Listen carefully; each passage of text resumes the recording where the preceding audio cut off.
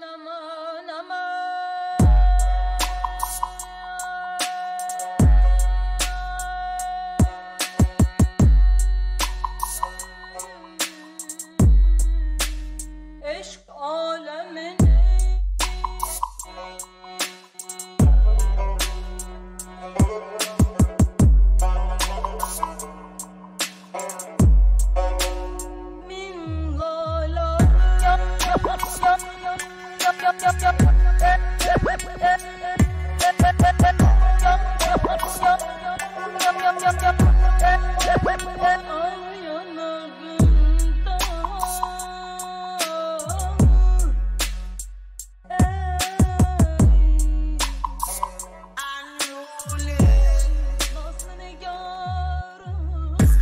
can't go out here without a girl. Na mic. Me can't do out here without a girl. Na my head, yeah. So we kill the meat, we up on the bloody pig. Cheat for a taffy, watch your fish. Every day and not every week. I like cheer for me young crew. Me a Jamaican, but me no local. Regular me have them girls singing a vocal. And the gas pump up on the total. My league we out like portal. Merhaba. Tekneler konusundaki engin bilgisi ve fikirlerine önem vermemden dolayı Facebook'taki Benim Teknem sayfasının moderatörü Cüneyt Baygün'ün başını zaman zaman ağrıttığım oldu. En son hazırladığım videolarla ilgili fikrini sorduğumda güzel üslubuyla "Demir doğrama anlatıyorsun be ya" dedi. "Ne yapacak tekne seven adam demir doğramayı" dedi. Biraz anlattıktan sonra onu ikna etmiştim. Umarım sizi de ikna edebilirim. Eğer benim gibi şartları zorlayarak bir tekne sahibi olacaksanız muhtemelen siz de teknenizle önce uzun bir süre karada yaşayacaksınız. Anatolika'nın kamera iskeletinde ahşap kurdu var ve kamerayı açmak zorundayım. Bunun için uzun süre dayanacak, yani belki 2 yıl dayanacak bir çadır yapmam gerekiyor. Daha önce demir doğrama işlerim olduğunda kendim yapmayı deneyerek amatörce öğrendiğim için şu anda çok şanslı hissediyorum kendimi. Hazır bu işi yapıyorken yani belki içimizden birinin işine yarar diye anlatmak istiyorum.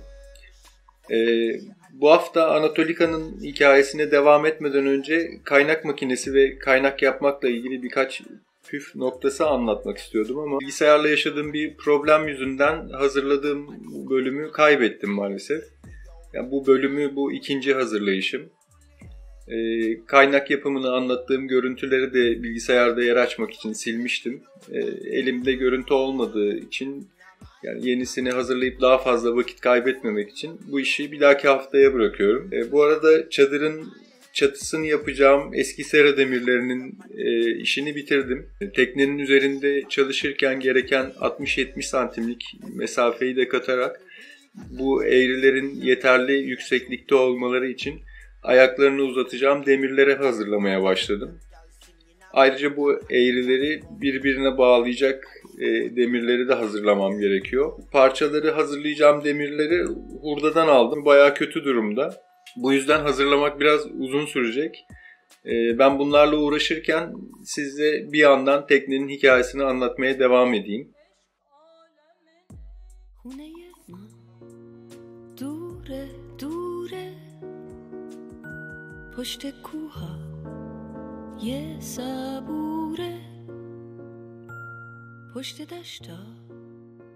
Anatolika en son Küba'ya gidecekken direkten dönmüştü. Oradan devam edeyim. Vecdi Bey bana hikayesini aktarırken tekneyi ilk gördüğünde aşık olduğunu söylemişti. O sıralar tekne Küba'ya gitme niyetiyle Salih Bey ve arkadaşlarındaymış.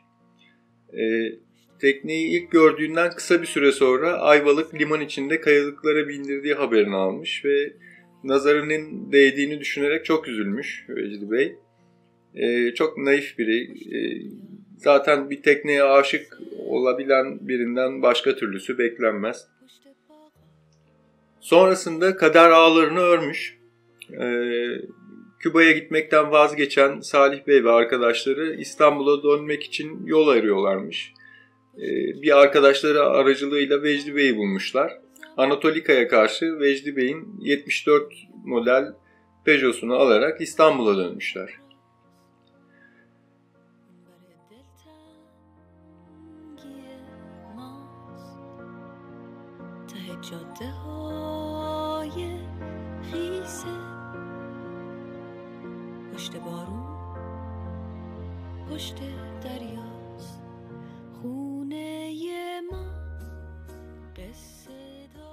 Tekneye Anatolika ismini Vecdi Bey vermiş ama isim babası Kınalıadalı arkadaşı Mehmet Bey'miş.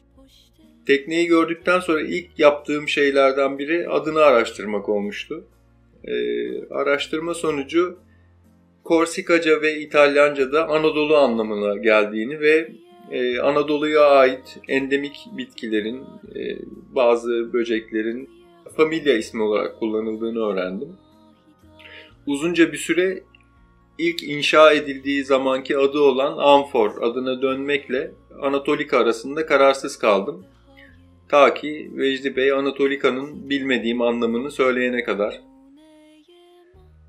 Yunan elinde yaşayanlar Anadolu'dan esen rüzgarlara Anatolika derlermiş. Maalesef kısmet olmamış ama Vecdi Bey'in hayali Yunan adalarını gezmekmiş. O yüzden bu adı uygun bulmuş.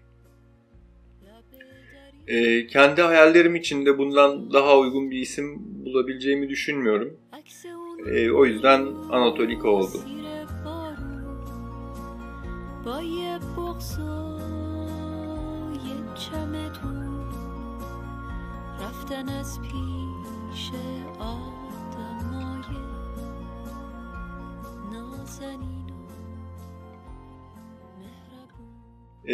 Vecdi Bey Anatolika'yı sahiplendikten sonra 3 yıl kadar süren uzun bir tadilat sürecine başlamış. Bu süreçte Ayvalık'tayken rahmetli Sadun Bora da tadilatlara şahit olmuş ve bu tadilatlarla ilgili Vecdi Bey ile istişarelerde bulunmuş. Bazen Sadun Bora'nın elinin tekneye değmiş olduğunu düşündüğümde yani bütün bunların masal gibi olduğunu hissediyorum. Kendimi hayal aleminde sanıyorum. Sonra yorgunluktan sağım solum ağrımaya başlayınca kendime geliyorum tabii. Vecdi Bey bu 3 yıl boyunca çok ciddi tadilatlar yapmış.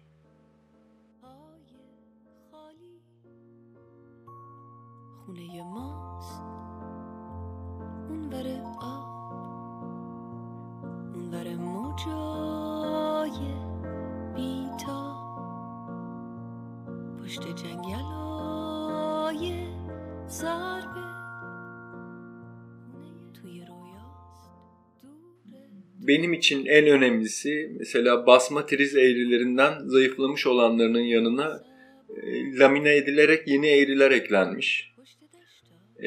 Basma triz eğrinin ne olduğunu bilmeyenler, araştırmak isteyenler için Megap'in ahşap tekne yapımı modülünü incelemelerini tavsiye edebilirim.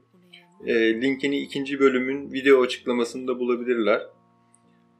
Bunun dışında su yapan baş bodoslama saplaması da çürümüş durumdaymış ve değiştirilmiş.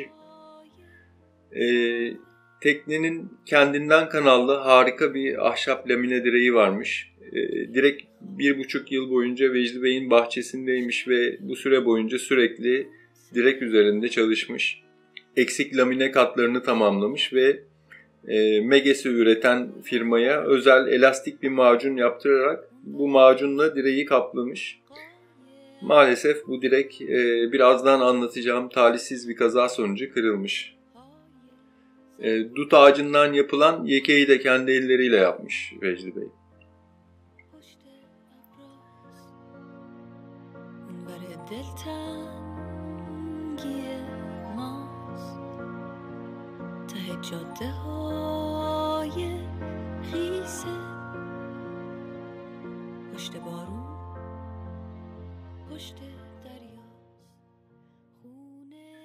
Teknede Perkins motor varmış ve ilk inşa edildiğindeki orijinal yeri olan kameranın ortasındaymış motor.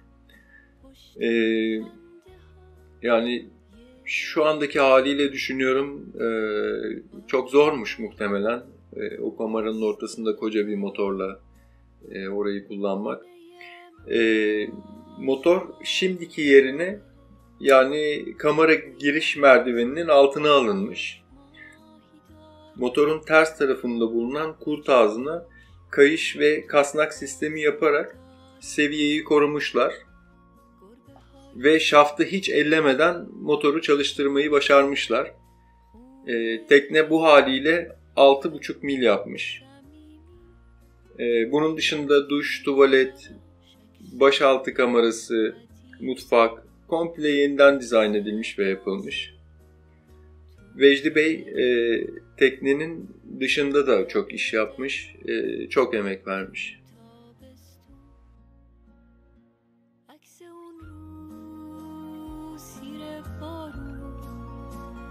با یه بغضای چمدون رفتن از پیش آدمای نازنین و مهربون.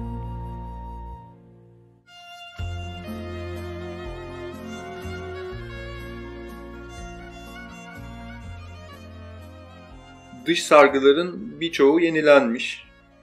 Kıç havuzluktaki dolaplar, oturaklar, portatif masa ve diğer alanlar baştan yapılmış. Kameranın üstü komple yenilenmiş. Bum ayrıca temizlenip yenilenmiş. Vardavela korkulukları, liftinlerin hepsi yeni takılmış. Baş üstüne yeni demir dolabı ve duş yapılmış. Kamera camları, lumbozlar yenilenmiş. Orijinal olanların da, kurtarılabilecek durumda olanların hepsi kurtarılmış.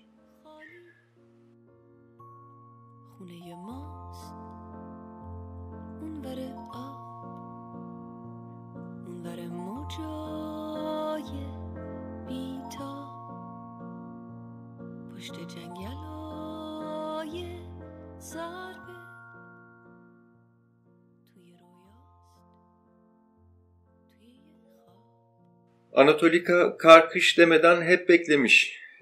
Ama bunca aşka ve emeğe rağmen hayat Vecdi Bey'e denizlere çıkma fırsatı vermemiş.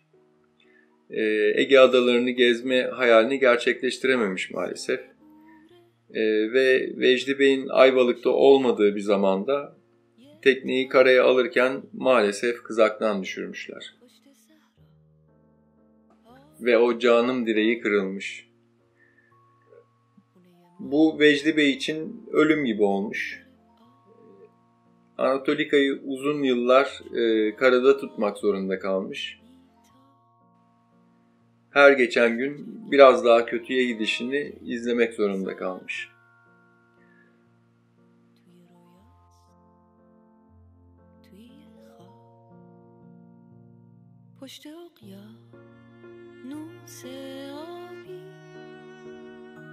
پشت باغا یه گلابی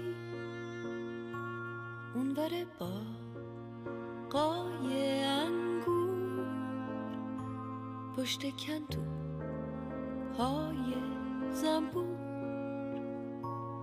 خونه ما پشت ابراز اونور دلتنگی جاده های خیسه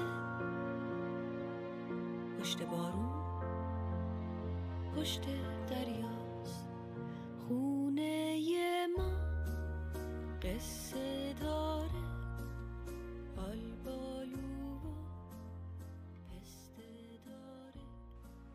Anatolika odun olmak üzereyken Rahmi Koç o haliyle Cunda'daki müzeye bağışlamasını önermiş ama Vecdi Bey kabul etmemiş. Yani ne diyebilirim? Kaderin her zaman kendi planları vardır. Anatolika pes etmemiş, merak etmeyin. Birçok kere yaptığı gibi küllerinden yeniden doğmayı başarmış. Hikayeyi böyle kötü kapatmayalım.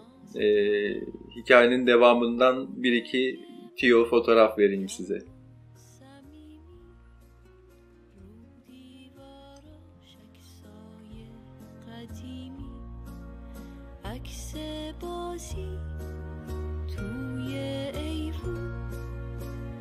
لب دریا تو تابستون عکس اون روز زیر بارون با یه بغض و یه چمدون رفتن از پیش آدمای نازنین. Evet, Fahrettin Kaptan'ın sayesinde kanalda bir anda çoğaldık. Bu benim motivasyonumu tavan yaptırdı. Şimdi çıtayı kendimce biraz daha yükseltmek istiyorum. Şimdiki umudum yorumlarda güzel bir muhabbetin dönmesi. Yani hayata aynı yönden bakan bu kadar çok insan bir yerde toplandığında bu olacaktır zaten. Ama benim derdim başka. Yani konu ne olursa olsun, tekne tadilatı, rotalar, coğrafya, yeni teknolojiler ne olursa olsun, yani hepimiz bilgilerimizi tecrübeyle sabit olması süzgecinden geçirerek anlatalım, paylaşalım. Çünkü bilgi çok göreceli bir şey. İhtisası gemi yapımı olan bir mühendisin bilmediğini ilkokul mezunu bir balıkçı bilebilir. Yani 60 yaşındaki bir balıkçının bilmediğini 10 yaşındaki bir çocuk bilebilir. Bilgiyi paylaştıkça bize katacağı tek şey bizi güçlendirmesi olacaktır. Neyse, bu kadar kafa şişirdiğim yeter. Bir dahaki bölümde görüşmek üzere. Sağlıcakla kalın.